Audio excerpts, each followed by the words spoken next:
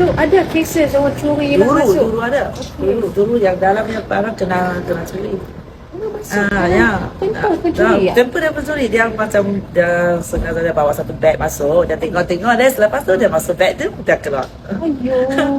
That's why ini okey juga lah. Jadi kita boleh kontrol, kita boleh nampak sini. Dulu punya CCTV hanya fokus tempoh saja. Luar tak ada. So sekarang at least YB yang bagi kewangan kita pasang lebih banyak sikit. At least kita boleh nampak dia dari sini ke, dari sebelah sana, semua boleh nampak lah. Surat barunya. Hilang. Mereka main tengok-tengok, bawa beg masuk beg, bawa pergi. And bukan kecil. Boleh ambil juga. Sebab dulu kan kadang-kadang orang sembahyang, kita takkan diri tengok orang sembahyang kan. So kita kat tepi saja, mana tahu mereka tipu-tipu matang main sembahyang, habis pergi sekali. So at least sekarang ada CCTV baru semua kan, kita ada TV dalam. At least orang main sembahyang, kita duduk dalam, kita boleh tengok dari TV lah.